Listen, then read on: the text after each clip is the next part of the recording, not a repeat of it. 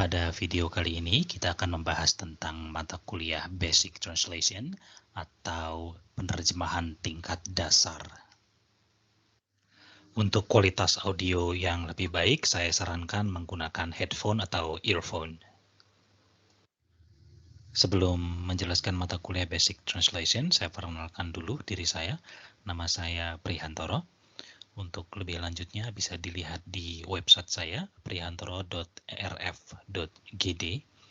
Kemudian kalau ada pertanyaan bisa kirimkan email ke prihantoro@live.undip.ac.id. Kemudian saya juga punya sosial media, YouTube, Indonesia Corpus Lab. Saya biasanya upload tutorial-tutorial yang saya buat di sana. Dan saya ada Facebook juga, pri.hantoro.7. Kalau Anda ke website saya, di homepage-nya, maka Anda akan melihat penjelasan sebagai berikut ya, secara singkat. Untuk lebih jelasnya bisa kunjungi langsung saja ke website saya. Baiklah, sekarang saatnya saya menjelaskan tentang mata kuliah Basic Translation. Jadi Basic Translation atau nama lainnya adalah terjemahan tingkat dasar. Ini adalah mata kuliah yang saya rencanakan dua mode. Yang pertama adalah mode synchronous dan yang kedua adalah asynchronous. Asynchronous ini maksudnya adalah dia seperti siaran tunda begitu ya. Sedangkan synchronous ini siaran langsung. Kemudian untuk kreditnya sendiri ini ada 2 SKS. Terdiri dari 16 pertemuan, ada 14 kali kuliah dan 2 kali ujian. Untuk pertemuan pertama dan keempat, saya akan membahas konsep-konsep dasar tentang penerjemahan. Kemudian pertemuan kelima sampai ke-9, serta pertemuan ke-11 sampai ke-15, kita akan membahas strategi penerjemahan secara praktis. Kemudian untuk penilaiannya, 70% dari hasil ujian dan 30% dari penilaian tugas ya seperti kuis, project dan sebagainya. Untuk bergabung ke mata kuliah ini, Anda silahkan join ke Google Classroom. Ini ada kodenya, silahkan ditulis untuk masuk ke mata kuliah Basic Translation. Kalau sudah masuk, Anda ke classwork. Di classwork ini akan di list atau didaftar semua topik dari pertemuan pertama sampai ke pertemuan terakhir. Ya. Semua topik ini akan saya update secara reguler. Jadi kalau Anda belum lihat, mungkin saya belum meletakkan material atau tugas di situ. Ya, jadi Anda hanya bisa melihat topik di mana saya sudah memberikan materi. Kemudian setiap topik ini ditulis berdasarkan jumlah pertemuan. Jadi pertemuan pertama, pertemuan kedua, ketiga, sampai pertemuan ke-16. Untuk materinya, ada yang ditulis dengan kode U dan yang ditulis dengan kode G, atau yang memiliki kode assignments. Jadi untuk yang ditulis dengan kode U, ini artinya ungraded, ya, tidak dinilai. Sedangkan yang G, ini artinya dia graded, yaitu masuk di dalam penilaian. Artinya nilai-nilai tugas akan saya ambil dari quiz atau assignments yang tertulis dengan kategori atau kode G. Untuk setiap pertemuan saya menggunakan atau menggabungkan dua pendekatan. Pendekatan yang pertama adalah pendekatan berbasis topik dan yang kedua adalah pendekatan secara holistik. Pendekatan berbasis topik ini cukup mudah dipahami, jadi satu topik per pertemuan dan cukup membantu supaya kita bisa fokus hanya pada satu atau beberapa hal saja. Misalnya konsep tertentu atau strategi-strategi penerjemahan tertentu.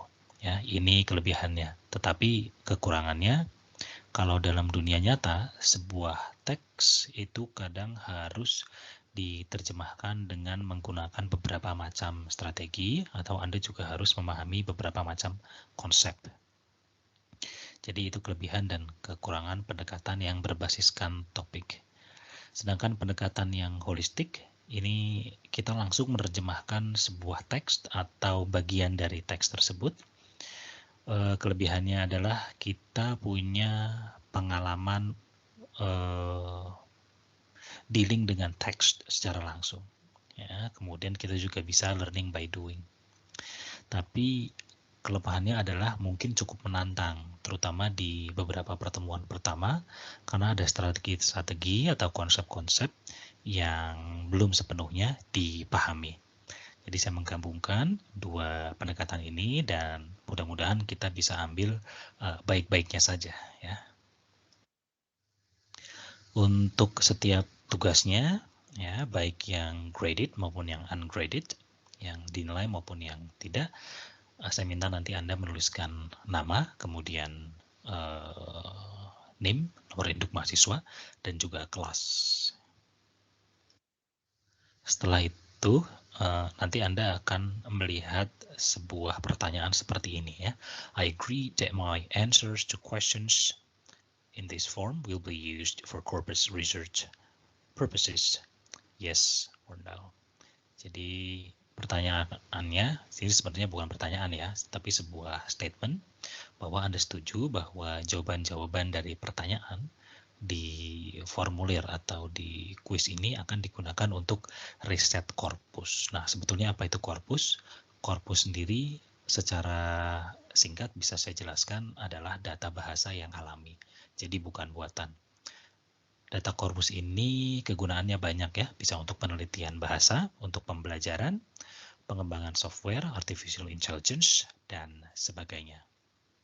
Dan di data korpus ini nanti informasi personal tentang Anda seperti nama, name, kelas akan dirahasiakan atau dianonimisasi atau tidak ditunjukkan ya.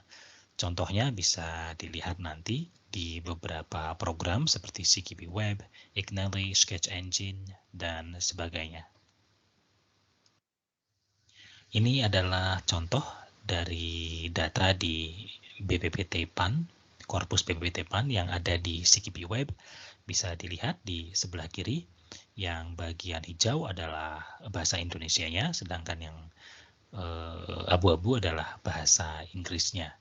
Ya, jadi selang-seling bahasa Indonesia, bahasa Inggris, bahasa Indonesia, bahasa Inggris. Jadi kurang lebih seperti inilah data-data, jika Anda setuju ya, data-data yang Anda submit nanti akan digunakan. Kemudian tutorialnya kalau Anda mau lihat lebih lanjut seperti apa sih secara real time begitu, Anda bisa melihat di tutorialnya, bisa diklik di video ini, Anda bisa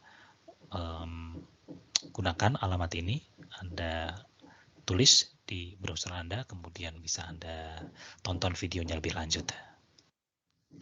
Setelah itu, Anda setelah mengisi tugasnya, sebelum mengumpul pastikan tidak ada lagi perubahan ya, klik tombol submit, dan nanti kalau sudah submit Anda lihat skornya, bahkan untuk yang tidak dinilai, meskipun nanti nilainya itu 0 karena tidak ada penilaian baik benar maupun salah. Yang penting adalah Anda mengecek feedbacknya. Di feedback nanti kemungkinan muncul prompt seperti ini, authentic translation, ya, bahasa Indonesia atau bahasa Inggris. Nah, authentic translation ini adalah terjemahan yang sudah ada sebelumnya. Jadi bukan berarti ini adalah terjemahan yang betul-betul sempurna. Ya, bukan berarti terjemahan yang tidak ada kelemahan.